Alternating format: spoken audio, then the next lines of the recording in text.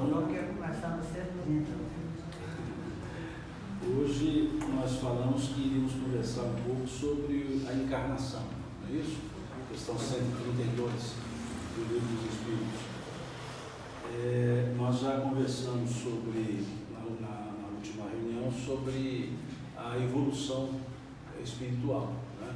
O Léo já tinha trabalhado na penúltima reunião a escala espiritual. Na última reunião nós falamos das questões 114, 115, 122, ficamos até mais detidos na questão 122, sobre a influência, né, que sofremos, sobre a questão de evoluir passando ou não pela fileira do mal, né, da ignorância, e assim seguimos. Então hoje nós vamos conversar sobre o aspecto encarnatório. Já que somos seres espirituais, uma pergunta razoável seria: se somos seres espirituais, por que nós temos que encarnar? Porque se nós pensarmos, nós somos seres criados no mundo espiritual, não há dúvida nenhuma. Somos espíritos. E depois de evoluídos, ficaremos onde? No mundo espiritual. Quer dizer, nós começamos simples e ignorantes no mundo espiritual e puros no mundo espiritual. Por que então nós temos que vir para o mundo material? Por que então nós temos que encarnar?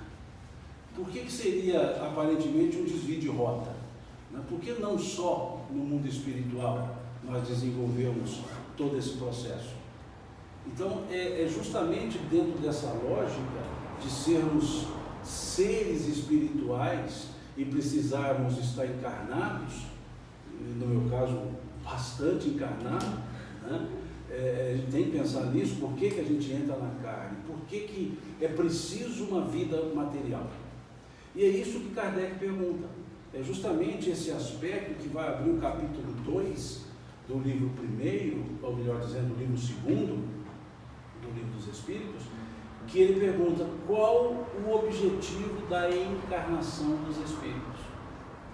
Veja que ele não pergunta nada sobre aspectos de reencarnação.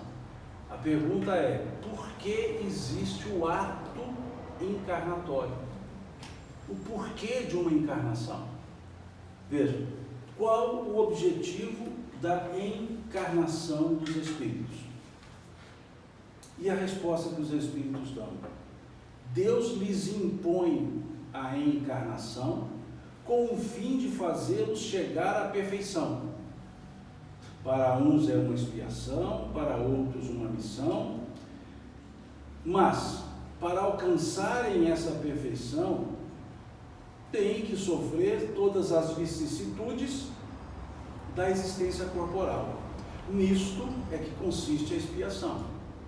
A encarnação tem ainda outra finalidade: a de pôr o espírito em condições de cumprir sua parte na obra da criação. E segue a resposta: para executá-la é que em cada mundo ele toma um instrumento em harmonia com a matéria essencial desse mundo, a fim de nele cumprir, daquele ponto de vista, as ordens de Deus.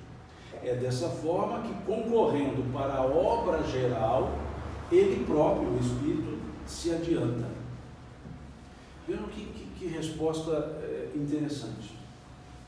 Qual o objetivo da encarnação dos Espíritos? Veja a resposta, que ela começa com um verbo interessante. O verbo impor. Vejam como foi a resposta.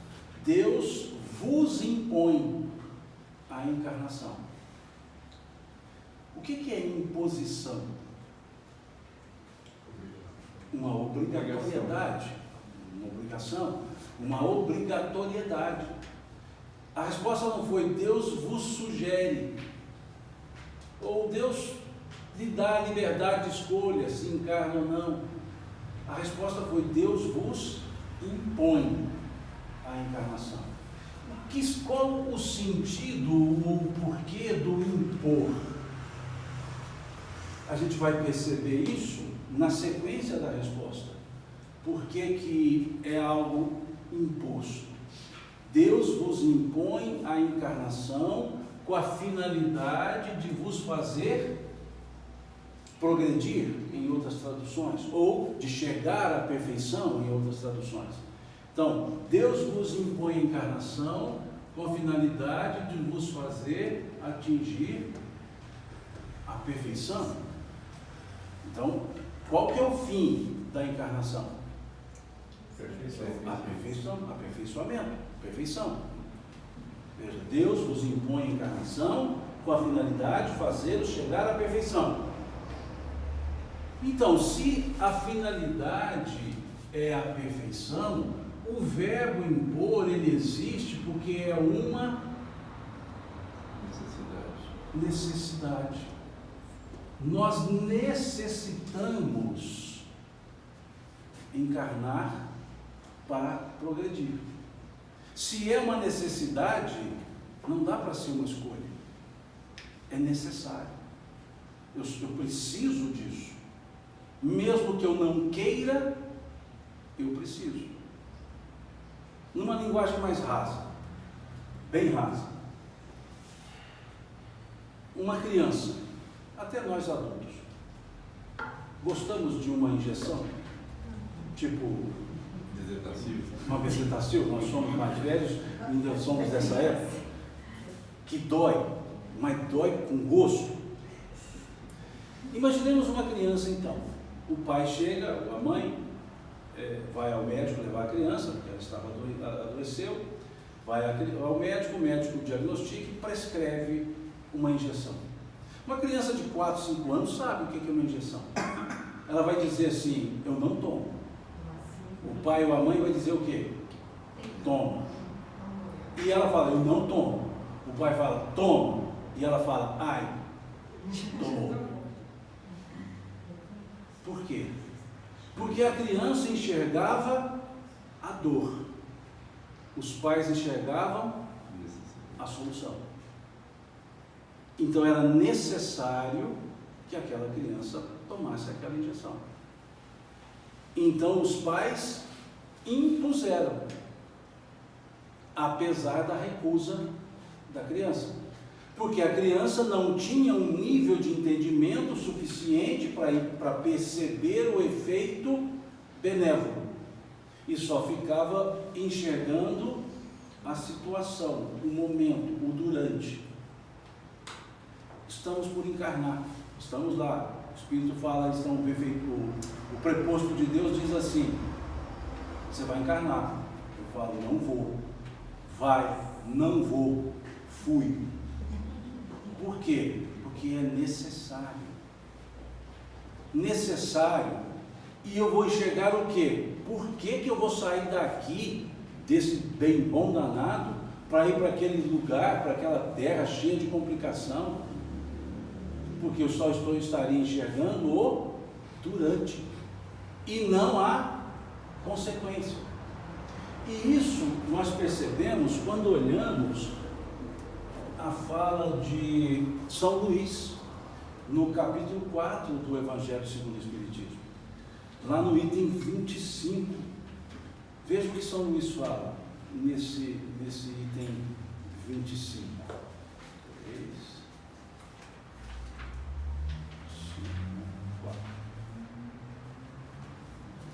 O título, necessidade da encarnação. Aí pergunta-se a São Luís, a encarnação é uma punição e não há senão espíritos culpados que a ela estejam obrigados? Então ele pergunta, é uma punição e os espíritos estão a elas obrigados, somente os culpados? Olha a resposta que São Luís dá.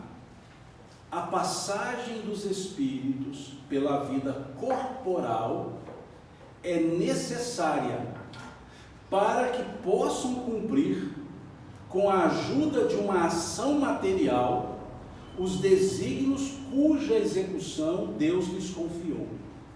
Ela é necessária a eles porque a atividade que são obrigados a desempenhar ajuda o desenvolvimento da sua inteligência. Deus, sendo soberanamente justo, deve considerar igualmente todos os seus filhos. É por isso que dá a todos o mesmo ponto de partida, a mesma aptidão, as mesmas obrigações a cumprir e a mesma liberdade de agir. Todo privilégio seria uma preferência e toda preferência uma injustiça. Mas a encarnação não é para todos os espíritos senão um estado transitório. É uma tarefa que Deus lhes impõe na sua entrada na vida, como primeira prova do uso que farão do seu livre-arbítrio. Olha que interessante. E por que dá essa ideia do livre-arbítrio? Porque um dos pontos da encarnação é o esquecimento do passado. Eu chego aqui achando que estou zerado, comecei agora, sou uma alma recém-criada, veja. E aí penso o quê? Posso fazer tudo, tenho liberdade de escolha, não me lembro de nada para trás, então me sinto livre, como único existente. E ele segue: aqueles que cumprem essa tarefa com zelo, vencem rapidamente e menos penosamente seus primeiros degraus da iniciação. Primeiros degraus da iniciação. Gozam mais cedo os frutos dos seus trabalhos. Aqueles, ao contrário, que fazem mau uso da liberdade que Deus lhes concede, retardam seu adiantamento. É assim que, por sua obstinação, podem prolongar indefinidamente a necessidade de se reencarnar, e é então que a encarnação se torna um castigo. São Luís, Paris, 1859. Veja como que ele desenvolve esse raciocínio. Isso fica em qual capítulo? Capítulo 4, item 25 do Evangelho segundo o Espiritismo. Olha como ele entende isso. É necessária para que nós possamos desenvolver-nos por meio de uma ação material. Há um ato material que contribui para o desenvolvimento da nossa inteligência. Veja como ele escreve. Inteligência no sentido de desenvolvimento do próprio entendimento da existência. É um ensaio, diz ele. São os primeiros passos para exercer o nosso livre-arbítrio. Mas nós podemos perguntar, tudo bem, aqui é a questão 132. Mas nós podemos perguntar, o espírito então não evoluiria no mundo espiritual? Que é a questão 230 do Livro dos Espíritos. Vejam que pergunta aqui na questão 230. O espírito progride no estado errante, ou seja, na erraticidade, no plano espiritual. O espírito progride no estado errante, pode melhorar-se muito, sempre conforme a sua vontade e o seu desejo. Mas é na existência corporal que ele põe em prática as novas ideias que adquiriu.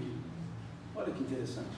É como se dissesse, em outras palavras, no mundo espiritual evoluímos em teoria.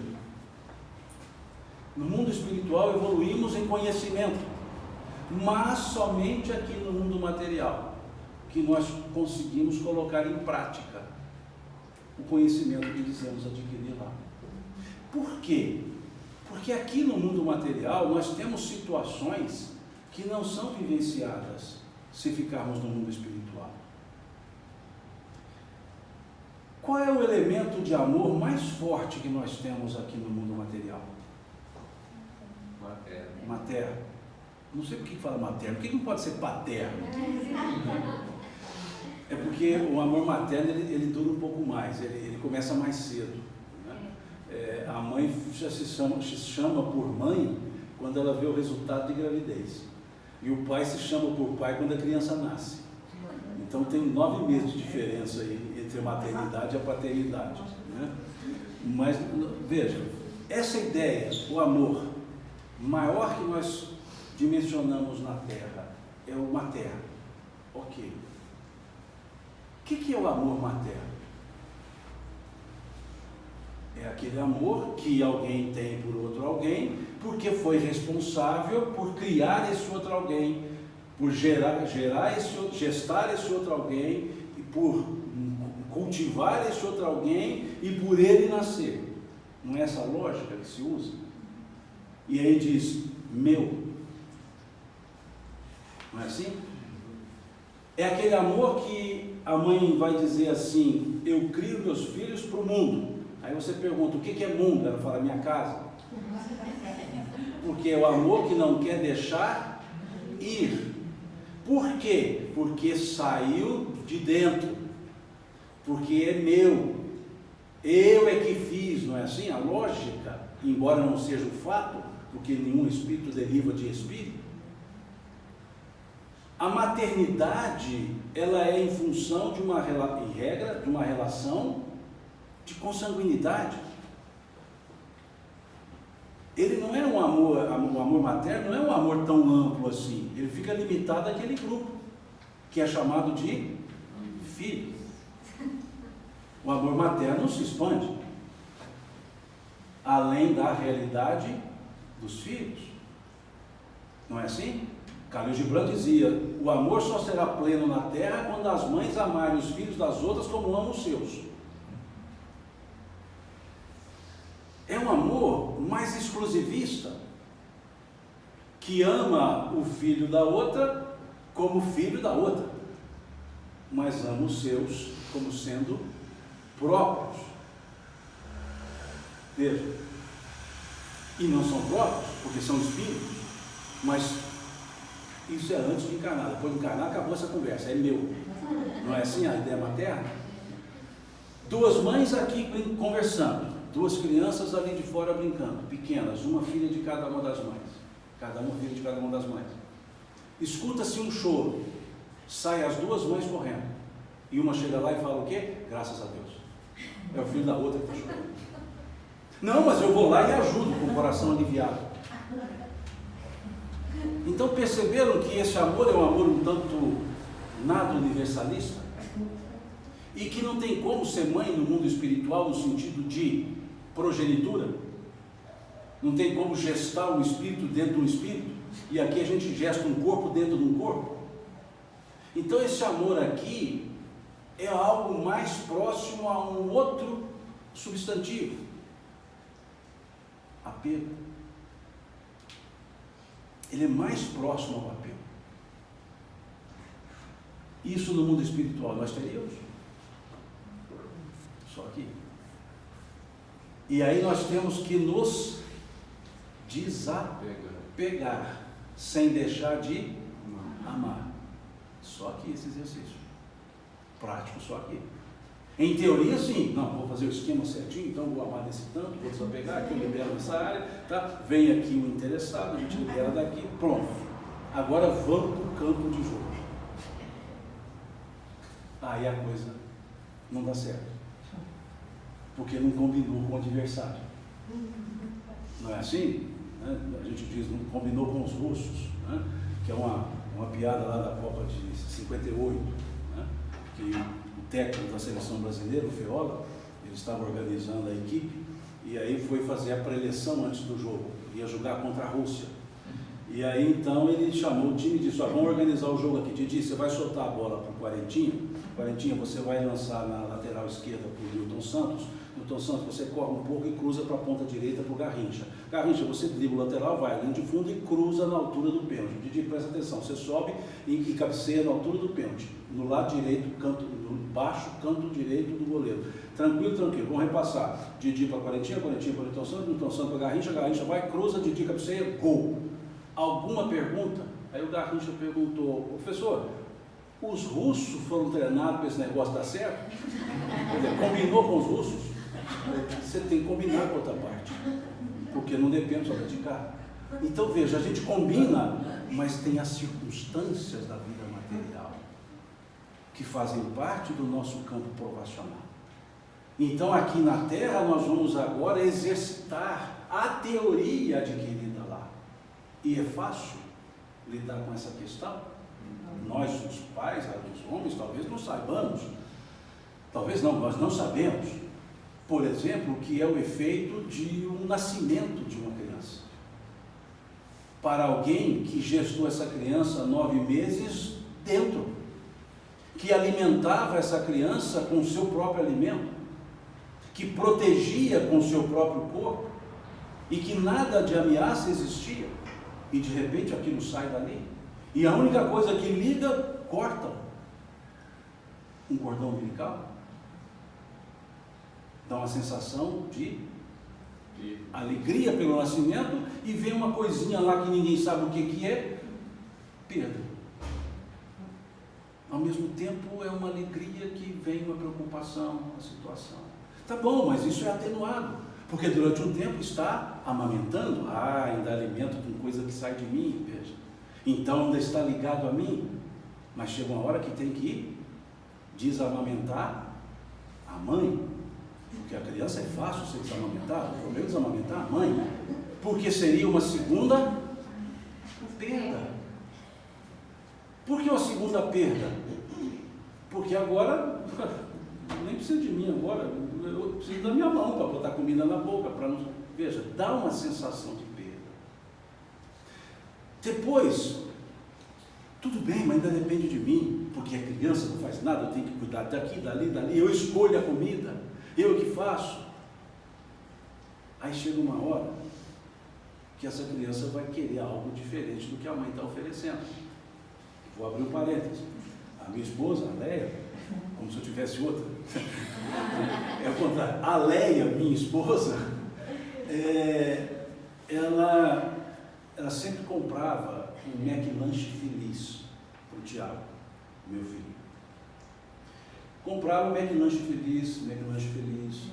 Aí um dia ela foi comprar um McLanche Feliz, falou, filho, qual brinquedinho que você quer? Eu falei, mãe, eu quero um Big Mac. Ela entrou em depressão. Ela falou assim, o quê? Ele não quer Big Mac Lanche Feliz mais? Agora você está querendo coisa de gente grande, quer dizer, acabou a criancinha. Olha, mais uma perda. Depois vem a perda mais dura, quando aquela uma quer vir casar com meu filho. Veja, mais uma perda. Veja, tudo isso está dentro de do campo do amor. Qual o amor? O mais puro do mundo, materno. Olha, se não fosse puro então. Perceberam então que é a força do verbo impor? O que é necessidade? Porque aqui nós exercitamos situações que são para o nosso crescimento, que no mundo espiritual nós não teríamos. Deu ideia? Por que então é forte essa resposta dada pelos Espíritos? Deus vos impõe a encarnação com a finalidade de vos fazer progredir. E a hora que esse apego de fato for o amor genuíno, aí houve o progresso. Porque ainda amamos em termos materiais, como dissemos aqui ontem. Uma vez eu vi um videozinho, uma historiazinha do Rabino dizendo assim, é estranho o homem, o ser humano. Ele diz, eu amo peixe e mato peixe para comer. Então eu desconfio que ele não ama o peixe, ele ama o sabor que o peixe tem. E aí a pessoa diz, eu amo a uma pessoa, mas quer prender aquela pessoa a ela. Então eu desconfio que ele não ama a pessoa, ele ama o bem-estar que essa pessoa gera nele. E ele diz, isso é egoísmo. Olha que interessante. O nosso campo de amor é assim. Nós amamos porque nos faz bem. E não porque nós amamos. Porque nos faz sentirmos bem, nos alegra, dá um negócio, mineiramente falando, dá um trem bom para nós. Mas tudo isso é o quê? Sensações e sentimentos meus. Então veja que lógica é essa que nós usamos por amor.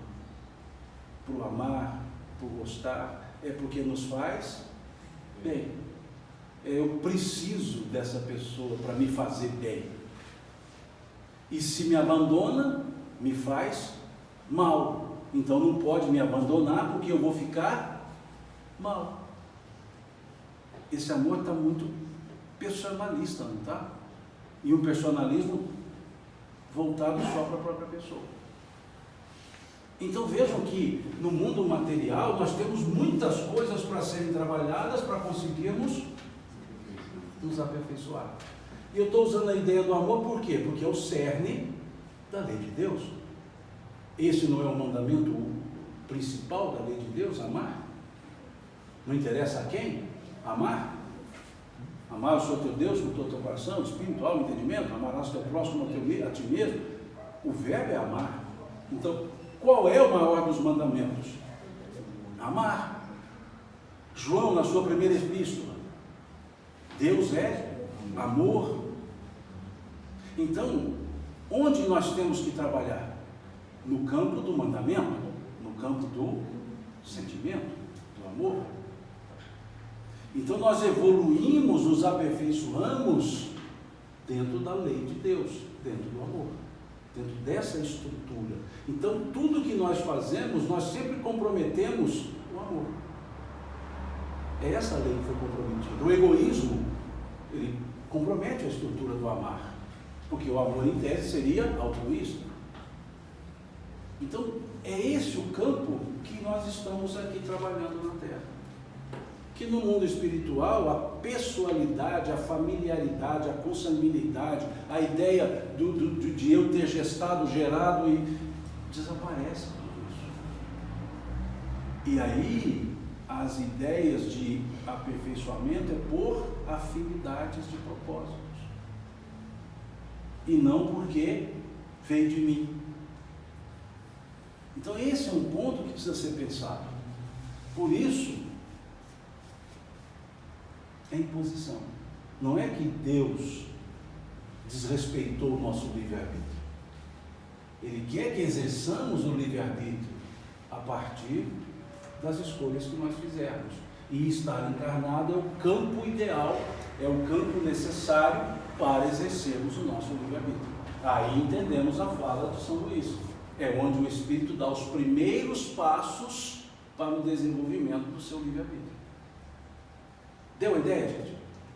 Simão, a questão que São Luís fala sobre o castigo é apenas talvez uma expressão, né? Não. Veja, é o castigo no sentido de lei de causa e efeito, perfeito? Não deixa de ser, porque olha o que ele explica para ser castigo. Vamos voltar lá. Porque senão fica aquela ideia assim, isso aqui é um castigo. Não, mas não deixa de ser, não. É um castiguinho assim, leve, auto-impingido, né? Veja o que ele coloca aqui, ó. Vamos achar a palavra castigo aqui. No último parágrafo.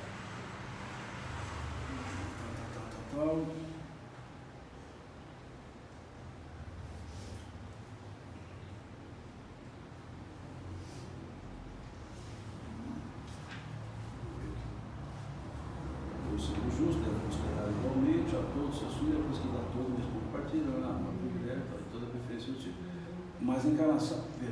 Mas a encarnação não é para todos os espíritos senão um estado transitório.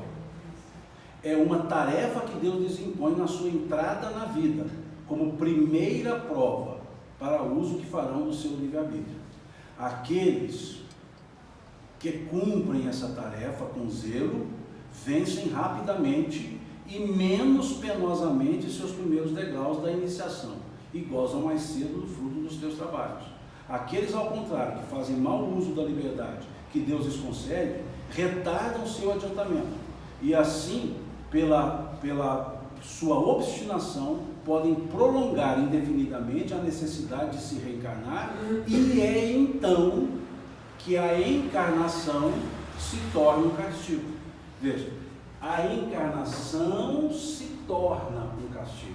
Obstinação. Por causa de quê? Da reticência na evolução. Então eu estou criando para mim situações adversas como reação das minhas próprias ações. Então veja o verbo aqui, tornar. A encarnação se torna um castigo. A encarnação não é um castigo. Ela se torna porque eu passo a percebê-la pela obstinação no erro, pela obstinação, o que ele chama aqui de retardamento do adiantamento, aí vira um castigo. Né? Mas não porque é um castigo, se tornou um castigo. Por isso que tem sentido a palavra castigo aqui, não no sentido de alguém está castigando, não, alguém criou uma situação que se tornou um castigo. É como a consciência pesada, ela acaba castigando a própria pessoa com aquela situação adversa. Se você prejudica alguém, se você ilude alguém, a convivência, encontrar com aquele alguém, torna-se um castigo pelo peso de consciência, até que você resolva isso e possa se reajustar. Então veja, a encarnação ela não é castigo, mas ela se torna. E se a gente for na questão 132, ele vai explicar o que é a expiação. Porque ele diz, para uns é uma missão, para outros uma expiação. Mas aí ele diz, e usa o mesmo verbo, né? Aí ele diz assim, mas para alcançarem essa perfeição, devem sofrer, o verbo sofrer aqui é no sentido de devem passar, suportar, devem sofrer todas as vicissitudes da existência corporal. Nisso é que consiste a expiação. Ou seja, quando você não suporta as vicissitudes, você cria um estado de sofrimento. E aí é expiatório. Mas por algo de mim, que eu mesmo fiz. Eu mesmo criei. Veja o que ele diz. Nisto é que consiste a expiação. De suportar as vicissitudes. E quais são as vicissitudes?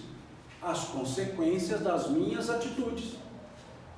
Atitudes não bem pensadas, as vicissitudes vêm como consequência. E aí é saber suportar essas vicissitudes. O que é suportar? Aguentá-las? Não, lidar com elas, compreendê-las. Aí que vem o capítulo 5 do Evangelho segundo o Espiritismo, para trabalhar com o bem e o mal sofrer. Então, quando que vem essa sensação de expiação, de castigo?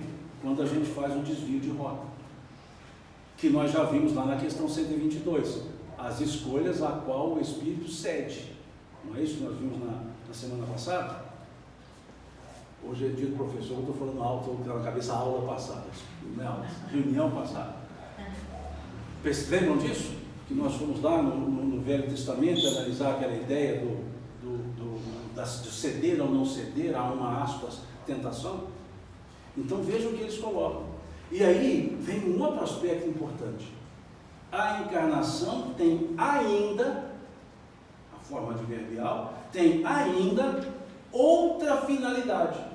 A finalidade é chegar à perfeição. Mas diz que a encarnação tem ainda outra finalidade. Qual? A de pôr o espírito em condições de cumprir com a sua parte na obra da criação. É o termo que André Luiz usou. Co-criadores. O que é co-criador? Criador junto, cria junto. Veja, estar encarnado também tem outra finalidade, de colocar o espírito em condições de cumprir com a sua parte na obra da criação. Cumprir com a sua parte. As comportas reencarnatórias são abertas pelos que estão encarnados. Pelo processo gametogênico, fecundativo, gestação, nascimento. Co-criadores em planos menores. Estamos aqui para esse processo.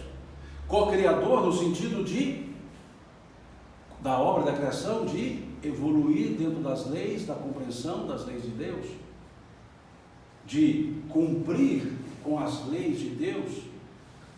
Tudo isso faz parte da obra da criação, das leis naturais, dentre as quais temos as leis morais, lá do livro terceiro, aqui do livro terceiro, do livro dos Espíritos, Então vejam essa ideia de estar encarnado. O ato encarnatório, o quão importante ele é para a nossa situação espiritual. Aí perguntam nas 133 e 133A, que são divinas essas perguntas, essas respostas. Os espíritos que desde o princípio seguiram o caminho do bem têm necessidade de encarnar, não é reencarnar, de encarnar, ou seja, o espírito que seguiu o caminho do bem tem que vir para a carne. Aí eles repetem o que disseram lá na questão 114. Todos os espíritos são criados simples e ignorantes e se instruem nas lutas e tribulações da vida corporal. Vejam, a vida corporal, o se manter encarnado não é fácil. Você tem que cuidar da sua sobrevivência, materialmente falando, que seja no passado remoto, primitivo, tinha que se cuidar para comer, para se proteger, ficar vivo, entre aspas, né? Ou seja, ficar vivo para viver, né? Quer dizer, fique esperto. Tribulações. Para as lutas e tribulações da vida corporal. Deus, que é justo, não podia fazer felizes a uns sem fadigas e sem trabalho e, por conseguinte, sem mérito. Que mérito eu teria se a coisa já está pronta? Se eu não participei da construção da minha própria evolução? Que mérito dentro da teoria, por assim dizer, comum, que mérito teria um anjo ser bom se ele teria sido criado bom? Agora, que mérito teria um anjo se ele foi fruto de um processo evolutivo de aperfeiçoamento? Então essa é a lógica. E aí na 133A ele pergunta, Kardec é bom porque ele não cansa de ficar assim perguntando do tipo assim, o que você falou está meio assim genérico, vamos entrar em detalhes. Mas, então, de que serve aos espíritos terem seguido o caminho do bem, se isso não os isenta das penas da vida corporal? O que adianta então ser bom, você ter seguido sempre o caminho do bem, se você tem que encarnar de todo jeito? Eles respondem, chegam mais depressa ao fim. Além disso, as dificuldades da vida são muitas vezes a consequência da imperfeição do espírito. Quanto menos imperfeições, menos tormentos. Aquele que não é invejoso, nem ciumento, nem avaro, nem ambicioso, está falando de nós aqui, né? Não sofrerá as torturas que se originam desses defeitos. Eu acho bom que eles dão as respostas assim, perfeitas, aquele tapinha de luva. Em outras palavras, bom, só passa por tribulações quem as provoca. As consequências do egoísmo só surgem para quem é egoísta, da avareza para quem é avarento, do ciúme para quem é ciumento. Se você não é isso, por que você vai passar por essas tribulações? Veja que resposta ele dá. Porque entendia-se então que a vida é que cria a tribulação, a vida material. Não, a vida material é o campo, as tribulações são as consequências do que eu espalhei nesse campo. Ou as beatitudes são consequências do que eu espalhei nesse campo. Porque a vida, materialmente falando, a vida não me dá nada. A vida me devolve o que eu dou para ela. É um processo reativo. A vida tem um efeito devolutivo. Ela vai me devolvendo à medida que eu vou dando. Eu espalho boa vontade, a vida se abre para ser vivida. Eu me coloco disponível, a vida se disponibiliza para ser vivida. É um efeito pura e simplesmente reativo. Eu me fecho, a vida se fecha. Eu fico ranzinza, a vida fica ranzinza, porque são os elementos reativos da própria existência. Embora o ritmo e a ideia seja boa, mas quando o Zeca Pagodinho cantava "Deixa a vida me levar, a vida leva eu", era um contrassenso. Porque nós deveríamos cantar no mesmo ritmo, para não perder o batuque: vida, deixe-me levá-la, vida, levo-a eu. Porque sou eu que levo, e não ela que me leva. Porque as beatitudes e as tormentas são consequências. Não é a encarnação que gera, são os atos praticados nesse processo de evolução que vão gerar as consequências, boas ou más. Não, mas não está na vida, que está na vida é para sofrer. Sofrimento é consequência de atos. Não, mas não adianta, o homem é produto do meio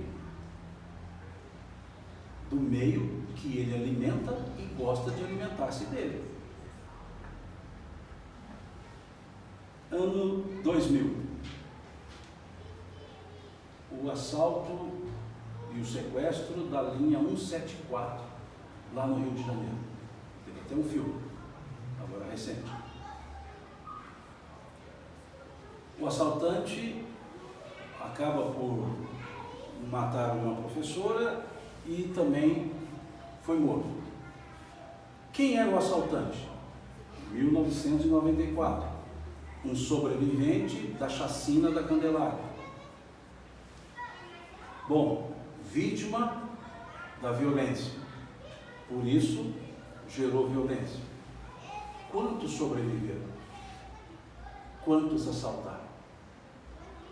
E aí sobreviveu um outro que deu a entrevista no programa do Jô, e esse outro sobrevivente montou uma casa de atendimento às crianças em situação de rua e desenvolveu processos para educar, instruir essas crianças, levá-las à escola, pelo fato de ele ter sido um sobrevivente da chacina. O mesmo fato levou a duas atitudes diferentes. Porque é uma decisão pessoal. Não são fatores determinantes, são fatores contributivos. Não há dúvida que um ambiente adverso contribui, mas não determina. Como um ambiente propício também não determina. Ah, mas a violência é por causa da miséria. Então todos os miseráveis tinham que ser violentos, e não são. Muitos são, pelo contrário, pacíficos. A violência é por causa da falta de educação. Então todos os que não têm acesso à educação tinham que ser violentos, e não são. E todos os altamente educados não podiam ser violentos, e muitos são. É por falta de política pública. Então os países que não têm política pública deveriam ser altamente violentos, e muitos não são, pelo contrário. E outros que têm altas políticas públicas não poderiam ter violência, e têm até atos terroristas. Então veja, são fatores que contribuem, mas não determinam, porque depende da decisão pessoal. Então é esse o campo. A Terra, a encarnação, me propicia as condições para eu exercer o meu livre-arbítrio. E as minhas escolhas determinam se vou dizer que aqui é tribulação ou aqui é beatitude. É isso que eles estão respondendo na questão 133. Então, é fundamental para a evolução espiritual, para a nossa evolução, encarnarmos. Lembrar aí da condição do eremita, do isolamento total, se ele não passa por essa circunstância de convivência. Perfeito. Vamos lá na questão 655, parece. Eu ia falar o número da questão, mas eu esqueci.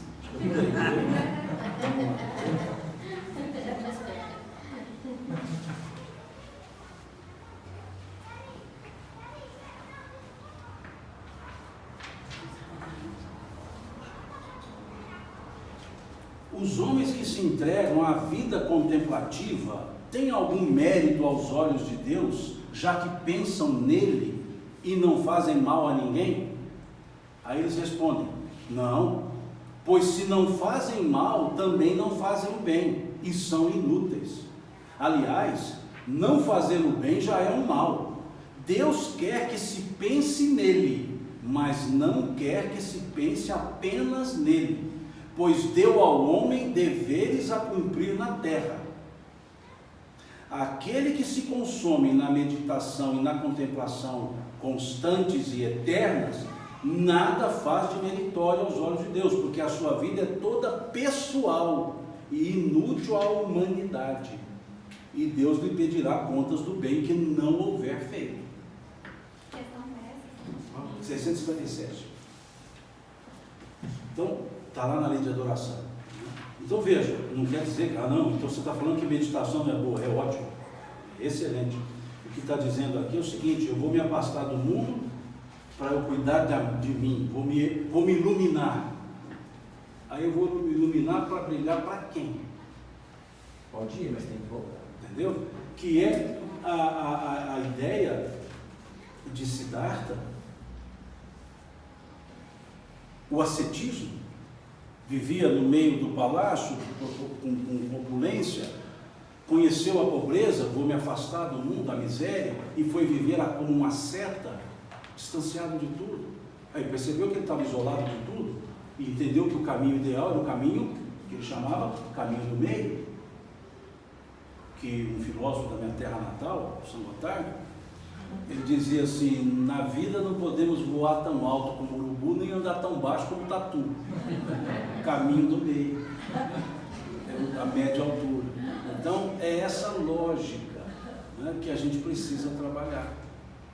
O estar aqui é porque temos situações aqui para serem vivenciadas, e daí, o Léo bem lembra, daí nós temos a lei de sociedade, porque precisamos conviver para saber exercitar os nossos próprios domínios sobre nós mesmos, que aliás a convivência é um dos meios de autoconhecimento.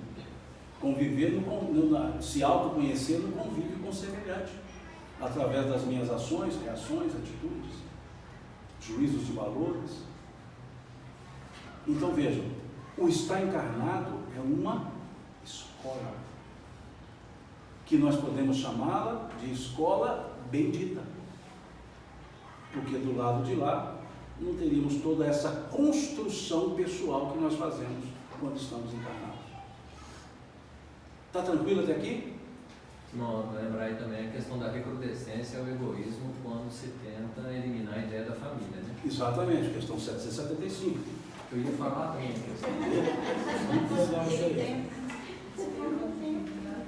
Léo, se complete. Vamos pensar. É importante o que o Léo está colocando, gente. Porque lá ele diz que o primeiro ato da encarnação, e como você também falou sobre a questão da família, há uma ideia hoje, né, que não vale a pena viver em família, né? Olha lá, qual seria para a sociedade o resultado do relaxamento dos laços de família? Uma recrudescência do egoísmo. O que é recrudescimento? Aumento. Um aumento do egoísmo, se eu relaxar os laços de família. Porque na família nós temos o compartilhamento, a convivência.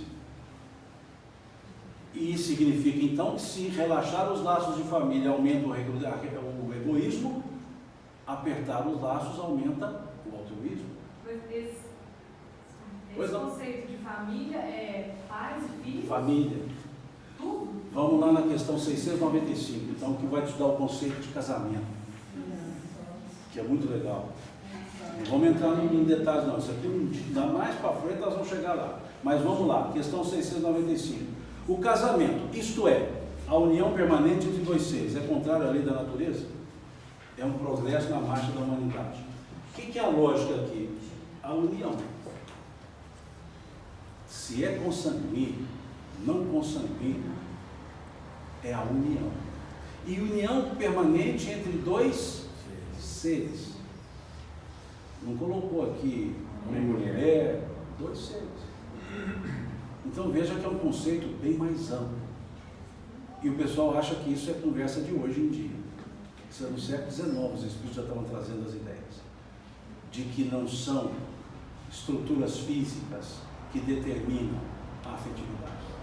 Porque o ato da família não significa quem é só dela, mas é a convivência que você cria. É o núcleo que você criou da convivência íntima. Então, se te usar os termos atuais, se é a família monoparental ou não monoparental, não interessa. É a família. Se é a família de agregados, né, é a família. Por quê? É aquele núcleo que divide as características de uma existência. Que pode ser pai, mãe, filhos, mas pode ser pai, mãe, avós, filhos, netos, pode ser pai, mãe, tios, pode ser cunhada, sogro, sogra, né? Que é gente boa, né? Por exemplo, o sogro da minha nora é gente boníssima, né? Então depende do ponto de vista, né? Você ia fazer observação? Deu uma ideia para a sua pergunta? Simão, uma coisa que me comove muito é ver uma criança. Às vezes são abandonados pelos pais, que ficam na rua. A gente fica pensando assim, como que a pessoa tem coragem de fazer um negócio desse? E como que explica ela se reencarnar para começar desse jeito? Vamos lá, capítulo 5 do Evangelho segundo o Espiritismo. O espírito frequentemente renasce no meio que já viveu para estabelecer novamente as relações rompidas do passado. Na família, nem sempre nós temos os espíritos que se gostam. Nós temos também espíritos que se anatemanizam, os anátemas, aqueles que têm situações para serem resolvidas. E a forma de resolver é estar próximo.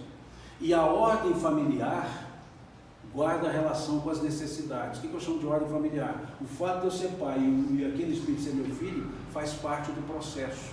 O fato de eu ser o filho mais velho faz parte do processo, de eu ser o do meio, de eu ser o caçula. Tudo tem uma característica que é necessária para o processo de ajustamento. Suponhamos que numa encarnação eu seja um malfeitor para com o Léo, mas mal com gosto, prejudica a vida dele toda hora, e ele desenvolve por mim um ódio, mas um ódio assim, muito grande. Aí nós desencarnamos, e ele reencarna, e ele tem um ódio danado por mim, e eu reencarno como filho dele. Qual é o amor mais livre? Mais amplo? Paterno, materno? E aí ele passa a amar a mim, incondicionalmente, e depois desencarnamos. E ele fala, você é o cara que me fez mal, eu tinha raiva de você, mas você foi meu filho, pô, eu te amei desse tanto, fazer o quê? Vamos juntar as pedras. Veja. Mas pode também o ódio ser tamanho que eu repulso, porque ainda não consegui desenvolver esse reajustamento. E eu estou ali, tem uma segurança. Eu, na mão desse rapaz aí, tinha um ódio danado de mim, agora é meu pai, eu vou ter que ficar na mão dele até eu conseguir andar com as minhas pernas. Pode ser algo que tudo é intuitivo, ótimo, estou resgatando, estou reorganizando, ou deixa eu cair fora.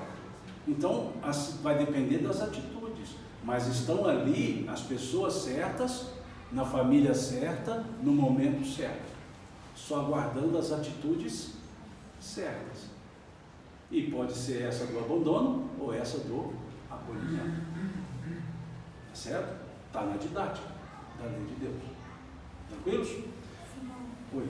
E tem alguma instrução dos espíritos relacionada com essa forma de regeneração em relação à quantidade de membros familiares? Não. Se isso vai se dissipar, se vai diminuir, se vai mudar? Não, porque isso depende de quem? De nós que estamos aqui.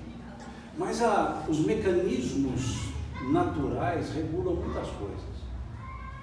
No passado, uma família pequena era uma família com menos de 8 filhos. Você só tem 8? Não é assim? Hoje uma família grande você tem 3? Tem mais gente reproduzindo, então reproduz menos.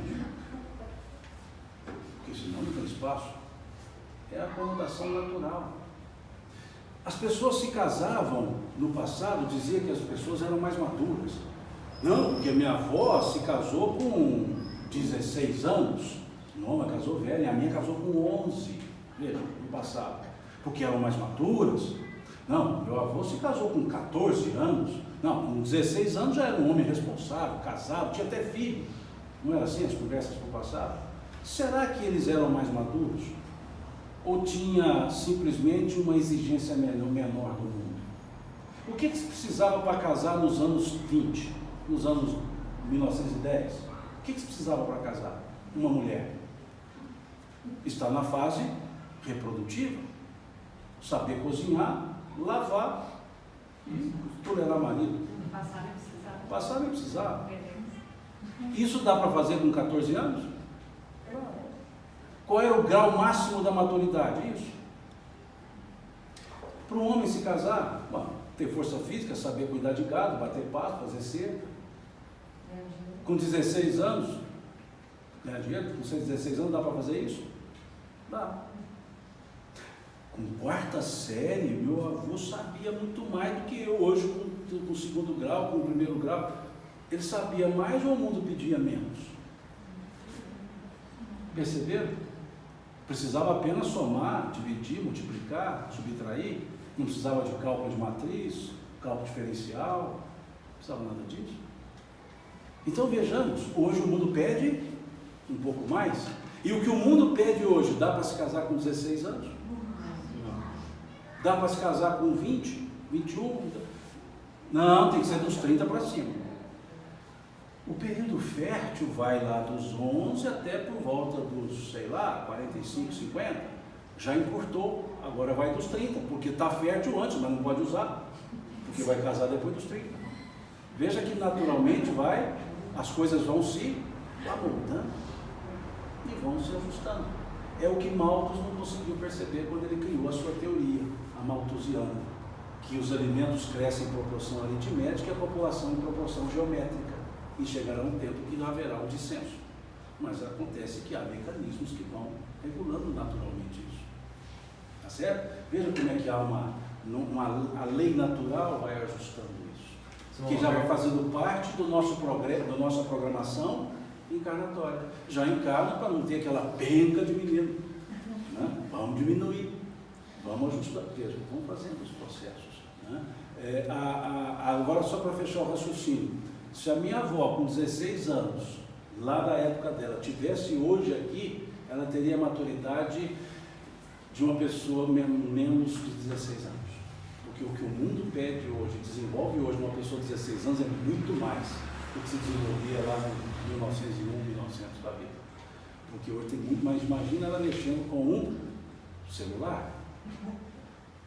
Imagina uma criança de 4 anos mexendo com um celular. É totalmente diferente. Então a gente tem que repensar alguns conceitos que a gente cristaliza para justificar algumas inações nossas. Oi, Léo. Só para lembrar, na revista Espírita, de 1858, Kardec fala sobre a vida em Júpiter. E lá eles comentam que as famílias vivem às centenas. Então, são outras lógicas. É que a gente vê muito, né? Hoje em dia tem essa só com sogra, tios, e aí vai todo mundo ficando. A parentela. Tendo que, né? Ou até mesmo essa questão dos que vêm de fora, lá da imigração, que tem alguns problemas em outros países, a gente acaba tendo que acolher. Por quais motivos? Por um monte de O egoísmo. político, né? Que eu não quero que ocupe o meu espaço. Não é isso? Você não pode, você não é da nossa turma. Por que eu tenho que receber vocês aqui? Vocês vão tomar um emprego nosso. Isso tudo é processo personalista. Nacionalismo é um personalismo elevado à potência de N. Ou seja, é muita gente com a mesma ideia, no mesmo lugar, de uma mesma origem. Então cria-se uma barreira, cria um sectarismo. Sectarismo das pessoas. Tudo isso faz parte do mundo material, que é a nossa escola para a evolução, lidando com a lei do amor. E o que é o egoísmo? A falta do amor, da virtude do amor. Talvez a tendência seja de ampliando, vamos juntos. Aí você vai mudando os conceitos, as necessidades vão mudando. Nós vamos ver à frente aqui, quando vai se perguntando sobre as reencarnações de espíritos puros. Vamos se perguntar onde é que mora um espírito puro, se tem mundo separado só para espírito puro. Nós vamos ver à frente aqui. Eles vão dizer que tem, mas eles não ficam. porque eles podem estar na amplitude do universo, independentemente se está nesse mundo ou naquele, não tem mais essas condições. Então é interessante isso, nós vamos chegar lá daqui, talvez não hoje, mas nós vamos chegar nisso ainda, nesse assunto de encarnação ainda, né? Que é o princípio que nós estamos estudando. Alguma observação? Só uma dúvida, na 132, Kardec, dado a instrução dos Espíritos, ele coloca em itálico, né? Será que tem um motivo especial para isso? Não entendi a pergunta. Porque ele diz assim, ó, na 132 lá que a gente trabalhou aí, né? Tem que sofrer todas as vicissitudes da vida corporal. É só uma curiosidade porque em meio à escrita ficou em itálico. Será que os Espíritos deram uma conotação para isso? Ele dá ênfase a isso. É uma ênfase que ele busca, que é algo significativo. Porque o que é o ponto-chave da encarnação terrena que a gente lamenta? As vicissitudes. Então ele diz, ele põe em ajuste isso. Depois ele faz um comentário, que o comentário dele vem abaixo. Né? A ação dos seres corpóreos é necessária à marcha do universo. Deus, porém, na sua sabedoria, quis que nessa mesma ação eles encontrassem um meio de progredir e de aproximar-se dele. É assim que, por uma lei admirável de sua providência, tudo se encadeia, tudo é solidário na natureza. É o que nós acabamos de falar aqui. As coisas não vão se amoldando, naturalmente as coisas vão se ajustando, né? Excesso de gente, falta de gente, vão se ajustando, falta alimento, mas aí aumenta a produtividade, né? Nós que vivemos aqui no mundo do café, na terra do café, quando eu comecei a trabalhar com café, era 16 sacos por hectare. Hoje, 50 sacos por hectare, o pessoal acha ruim. Soja, quando eu comecei a conhecer, era 7 sacos por hectare, depois foi para 18, 22, hoje 80 sacos, 70 é brincadeira. Ou seja, as coisas vão se transformando, vão evoluindo, agora com egoísmo ou sem egoísmo. Se eu vou usar técnicas que prejudicam as pessoas para poder melhorar a produtividade, eu estou desrespeitando a saúde das pessoas. Agora, se isso é feito por outros mecanismos salutares, ótimo, produção. Então são situações que a gente vai percebendo, ou seja, a providência, que Kardec usa aqui, a providência, uma lei admirável de sua providência, tudo se encadeia, tudo é solidário na natureza, na própria natureza. O que está faltando é no ser humano, a solidariedade. Bom, você já leu alguma coisa? A gente acaba escutando assim sobre Emmanuel dizendo a capacidade da Terra vinculado ao plano espiritual, que somos em torno aí de 20 e poucos bilhões de pessoas, se chegaremos a um número aí de 2/3 realmente encarnados. Você já leu isso? Lê não, já ouvi pessoas falarem de Emmanuel, como você está dizendo. O que Emmanuel coloca é a época que a psicosfera terrestre teria em torno de 25 bilhões em torno de espíritos. E aí, hoje, se nós podemos pensar nesse nível, se ninguém saiu, ninguém chegou, nós estamos mais ou menos 7 encarnados. Então você tem uma proporçãozinha lá se são 25, 18 estão desencarnados lá. Né? Então você tem espaço em tese para mais pessoas, mais espíritos, né? Mais encarnações. Se nós observarmos o planeta e tirar as áreas inóspitas mesmo, eu gosto muito daquela fotografia que você me mandou, uma fotografia noturna, você vê as luzes do mundo, você vê mais lugar escuro do que iluminado, porque as luzes estão tudo num lugarzinho só. Então imagina se tudo isso se distribui. Né? Então são situações que a gente pode observar que, em tese, o espaço aqui é para muito mais gente. Em tese. Aí depende de vários outros fatores. Até áreas inóspitas não são tão inóspitas assim. Né? Se hoje desaliniza a água para uso, o mar deixou de ser água não potável, né? Desde que desalinize. Né? Então, assim, a gente vai percebendo que tudo é solidário na natureza, tudo se encadeia. Mais alguma observação? Mais algum ponto? Alguma dúvida? Teve um dia uma palestra que o professor vem falando sobre setembro agora, né? Que eles fazem essa campanha para a questão do suicídio. Sim. E aí, quando você tocou nesse assunto sobre essa questão que a gente olha para o passado e vê com que idade o pessoal casava, a gente analisa isso hoje, aí tem essa questão desse entre aspas, um julgamento de, às vezes, algumas pessoas que veem a questão dos antigos que tinham uma responsabilidade maior, que já estavam formados lá na quarta série, já sabiam tudo e tal. E às vezes julga nesse sentido. E a gente vê os nossos filhos e esses jovens de hoje que estão bem diferentes do que a gente foi e ainda mais dos nossos pais e avós, e fica subestimando. Só que a gente esquece que a gente não está no mundo de passagem de expiação para regeneração. Então, tem que ter um sentido, que isso não é em vão.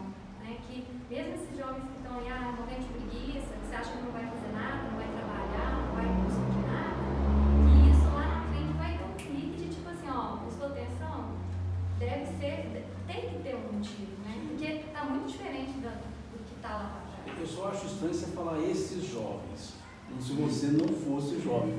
Se ela está chamando os outros de jovem, o que sobrou para mim aqui de idade, então? Mas veja, sim, lógico, tudo tem um sentido. Né? Vamos fazer só um parêntese. Né? A gente está assim há um certo tempo na docência, e no passado eu trabalhava em pré-vestibulares, né? Hoje seriam pré-ENEMs, né? No passado, então, você tinha ali o jovem buscando as profissões, né? Então, ele estava muito decidido, você falava, o que você quer fazer? Não, tenho certeza que eu quero fazer. O quê? 5 cursos ele tinha na cabeça. Ele tinha certeza. Aí tinha 5 para pensar. Né? O que não tinha dúvida nenhuma, mas não, esse está garantido, tinha 3. E eram coisas bem tradicionais. Hoje, você observa, eles não estão escolhendo, eles estão percebendo situações e desenvolvendo atividades em diversas circunstâncias, sem dar nome a uma profissão. Porque dizia alguns, Drucker dizia que, isso há muito tempo, que metade da profissão, das profissões dos próximos 50 anos nem foram inventadas ainda. Nós nem temos ainda. Então imagine alguém no passado, lá na década de 50, né, exercer uma profissão, por exemplo, de design gráfico, personal stylist, personal trainer, nos anos 40, quem ia falar isso que seria profissão? Isso é falta do que fazer, porque são situações novas.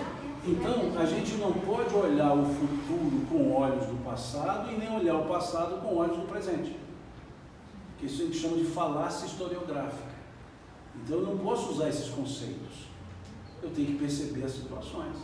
E aí, Kardec nos dá um indicativo no último capítulo do livro A Gênese, quando ele nos fala da nova geração. E coloca 2 elementos de caracterização: inteligência precoce e busca de espiritualização. São os pontos que ele mostrou como nova geração: inteligência precoce e busca de espiritualização. E isso sai talvez de um convencional. Talvez seja, hoje ainda nós estejamos trabalhando com elementos do passado para uma geração que já está com características do futuro. E aí nós temos temos um hiato que gera o dispersar da atenção nesses e a ideia de não adianta nos de cá. Esse povo não quer nada. E o de lá fala, o que eu quero você não me dá, ou seja, o que eu estou buscando não é o que está sendo oferecido. São esses pontos que nós precisamos avaliar. No ponto da escola, apenas um parêntese, se a gente observar, pega uma criança, a escola para a criança é um divertimento, para o adolescente é uma tortura. Porque a criança evolui, para o adolescente, para o jovem, a escola não evoluiu ainda. Ela continua com as características lá. Então, continua sendo a melhor coisa para as crianças e para os adolescentes. Por quê? Porque não se adaptou, não se avaliou o que está se buscando. É preciso saber o que se pede para saber o que se oferece. Então, são pontos a pensar. Isso está lá na lei do progresso. Kardec trabalha esse assunto na lei de sociedade e na lei do progresso, para mostrar esse processo. E se nós somos seres reencarnados, vamos pensar, a geração que chega e a geração que já está são necessárias uma à outra. A geração que chega, eu cheguei aqui faz 55 anos. As últimas coisas que eu vivenciei no mundo espiritual tem 55 anos. Alguma coisa deve ter mudado nesses 55 anos, que aqui mudou demais. E o que está chegando agora não conhece nada das coisas daqui, porque ele saiu daqui já faz um tempão. Então eu preciso contar para ele o que acontece aqui e ele traz para mim e ele mostra para mim o que ele trouxe de lá. E aí nós temos não um conflito de gerações, mas o complemento das gerações. Então é importante nós percebermos isso. Já é antiga essa propaganda, muito antiga. Um casal digitando lá no computador e aí de repente dá um trem no computador e ele diz assim: Ludi, como é que eu faço isso, isso, isso? Ele responde lá: faz assim, assim, assim. Daí a pouco dá outro: Ludi, como é que eu resolvo isso assim, assim, assim? Aí a câmera sai do casal e passa para a escada. Aí começa a aparecer o Ludi. E aí a câmera começa a filmá-lo de baixo para cima, num pijama, de repente sobrando um tanto de pijama na manga da camisa, e a câmera para aqui, porque o Ludi só era dessa altura. Era uma criança de uns 9, 10 anos. E aí ele vira para os pais e fala assim: eu não sei como é que vocês se viravam antes de eu nascer. Né? Isso é uma propaganda que já tem mais de 10 anos. Veja, tem muito mais. Tem mais de 10 anos, é uma propaganda de um banco. Então, veja o que acontece. Hoje nós não somos assim. Porque há coisas que são tecnológicas que eles trouxeram de lá. Estão mais afeitos, porque são coisas mais próximas ao de lá. E nós ainda estamos com o de cá. Mas a moderação, a temperança, como viver nesse mundo, a gente está sabendo mais do que eles, então é hora de explicar. E aí juntam-se as duas coisas. E nós temos o processo educativo, filho para pai, pai para filho. Sem desprezar essa aparente indolência, esse aparente descaso. É muito dentro desse sentido. Esse mal tem uma curiosidade, por exemplo, a pessoa desencarnar, passou uma semana encarnada de novo. Pode acontecer? Pode. É raro? É. Mas pode acontecer. Porque não existe uma regra. Nós vamos ver isso daqui a pouco. Né? Eu vou até alternar, em vez de trabalhar esse tópico que sucede aqui, que é o retorno da vida corporal para a vida espiritual, nós vamos ver a reencarnação. Depois eu vou voltar aqui. Então não há uma regra, mas a boa lógica diz que não é tão rápido assim. Nem pouco meses, nem anos. Porque há um processo de refazimento, de retomada da consciência de existências anteriores, de avaliação da atual, da anterior com o momento desencarnado, a programação de uma próxima. Não é uma coisa tão simples. Não só dele, mas é do conjunto. Agora, pode acontecer? Pode. É possível? É. É provável? Não. É possível, mas improvável. Isso acontece mais com criança. Não, isso não acontece com ninguém. Criança que para nós. Não, veja só, isso acontece com espíritos evoluídos, que ele não tem todo esse processo. Mas se é evoluindo, para quem fica voltando tão rápido assim? É melhor não voltar para lá, fica por aqui mais um tempo.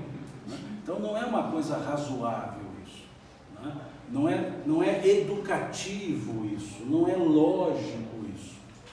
E até por um elemento claro. Como é que eu vou avaliar o que eu acabei de fazer? Cheguei lá e estão me mandando de volta? Não tem sentido isso. Né? Então, pode. É comum? Não. Mas agora, é possível? É. É provável? Não. Por uma questão pura e simples, lógica. No mundo de provas e expiações. Se a gente fizer um cálculo raso, só para curiosidade, um cálculo raso, a gente encerra por aqui. Cálculo raso. Se nós, vamos até arredondar as contas, tá? Se nós somos, vamos arredondar aí para 24 milhões de espíritos, bilhões de espíritos na psicosfera, dos quais, vamos arredondar também, 8 estamos encarnados, só para facilitar a conta, nós temos 3 por 1. Né? Você tem um aqui e 3 de lá. Né? E 2 de lá, no caso, né? Quer dizer, você tem uma relação assim. Suponhamos, para arredondar as contas, que a gente viva 100 anos. E suponhamos que todo mundo encarne de uma vez e desencarne de uma vez. Então, encarnou agora, daqui 100 anos encarna de novo. E faz uma filinha. Então, vamos lá. Tem 3 grupos. Esse grupo aqui viveu 100 anos. Desencarnou. Aí vai vir esse grupo. Vai viver 100 anos. E desencarna. Esse desencarnou foi para onde? Foi para o fim da fila. Esse aqui desencarnou foi para onde? Para o outro de cá. Aí vem esse aqui e encarna aqui. Aí vai vir agora aquele que estava aqui, ó, veio para cá. Aí vai encarnar aqui. Quanta brincadeira foi? 300. Se fosse assim, a cada 200 anos eu estava chegando de volta. Se fosse assim. Como não é, posso levar 100, 50, 200, 500, vai depender das minhas condições evolutivas. Até seria o contrário. Quanto menos evoluído, mais processo de automatismo nós teríamos. Que é aquilo que Emmanuel colocou na questão 132 lá do livro Consolador. O determinismo impera nas baixas camadas da evolução. O livre-arbítrio se amplia à medida que o espírito se evolui. Então, no processo determinista, você vai e volta, porque é um processo bem inferior. Agora, vamos dizer assim, se a gente fizesse um gráfico, né, e criássemos aqui uma forma de hipérbole, nós poderíamos dizer assim, ó, aqui a escala de anos, né, e aqui a escala evolutiva. Quanto menos evoluído, mais próximo você está aqui do processo de anos para voltar. Quanto mais evoluído, mais distante você fica do processo. Então, espíritos muito evoluídos, você pode ter processos rápidos. Aí não tem problema. Espíritos super evoluídos, para que vai ter? Não vem, cada 300 mil anos aparece por aí. E a turma do meio? Aí essa turma vem de 100, 150, 40. Então, não é uma coisa comum, isso que você disse. Mas é possível, mas não é didaticamente prático, por processo de aperfeiçoamento. Deu uma ideia? Bom, paramos por aqui hoje, né? Semana que vem a ideia é que nós estudemos a reencarnação e aí a gente fecha o assunto encarnação, né?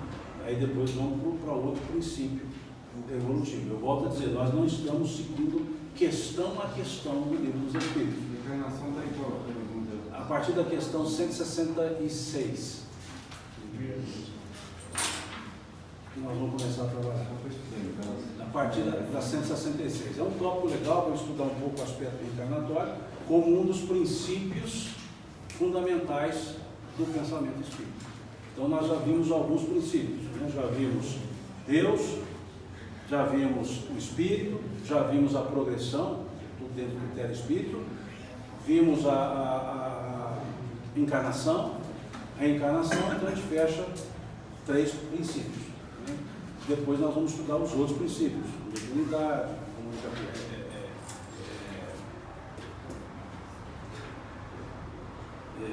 causa e efeito, aí nós vamos avaliar outros princípios. E, volto a dizer, calçado no livro dos Espíritos.